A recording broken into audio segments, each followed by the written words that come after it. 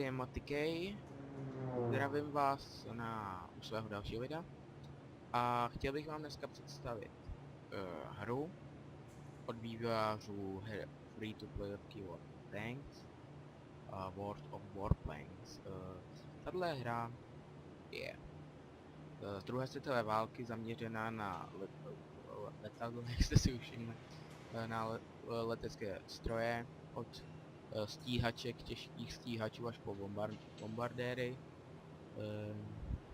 Máte to prostě rozdělené, je to vlastně, když se přesuneme do té bitvy, tak ta bitva má na každé straně, na dvou stranách je 15 letadel, kde účelem vlastně sestřelit co nejvíc letadel a sestřelit co nejvíc objektů na zemi, jako třeba tanky, já nevím, velitelské, jako velitelství a podobné.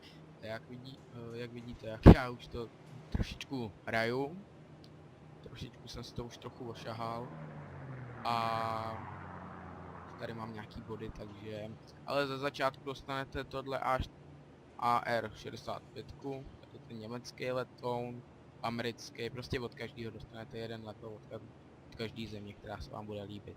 Já jsem si teď koupil tohoto těžkého německého stíhače a budu vám ho ukázat do hry. Tahle hra je vlastně založená na letecké bitvy, kdy ty modely těch letadel jsou krásně propracované a každý ten letoun má jiné vlastnosti, že je to pak udělané pracované jak graficky, tak i po té stránce. Když to tak vidíte, toho simulátора,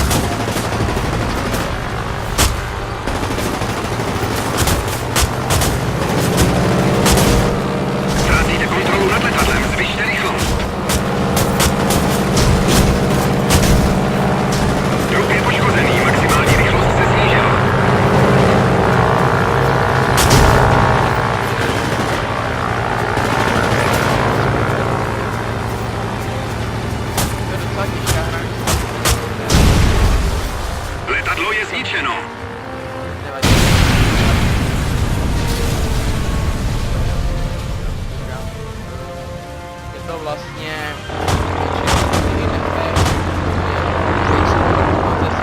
docela dobrou pozici a když to tak řeknu, tak váš strubová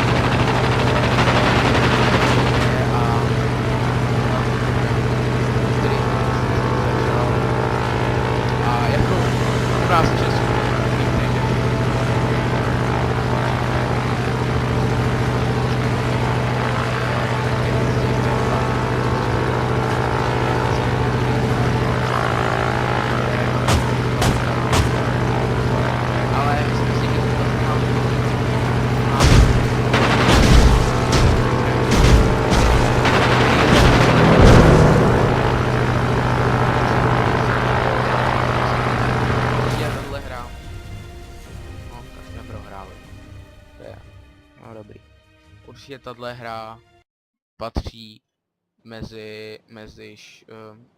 mezi fakt top hry roku 2013. Nic víc bych vám k tomu neřekl.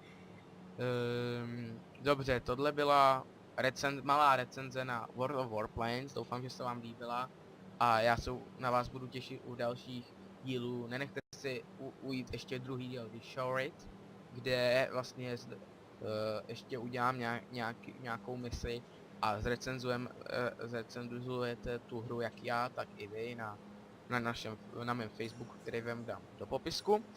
A taky vám bych chtěl pozvat na další sérii, kterou plánuju po Vánocích. Ale ještě před Vánocema se chystám na vánoční a silvestrovský díl, kde speciálně zhodnotím asi 5 her v jednom videu. Takže se určitě můžete těšit. A na toho Silvestra si pozvu nějaké své blízké kamarády a i když jsem říkal, že asi Minecraft nebudu točit, tak vypadá, že udělám nějaký vánoční speciální díl Minecraftu, kde si vlastně ustavím nějaký domeček a takovýhle prostě, jak se v Minecraftu dělá. Určitě další videa budou, můžu vás nalákat na Skyrim, celou sérii i z DLC, kterou budu pro vás stočit jako let's player.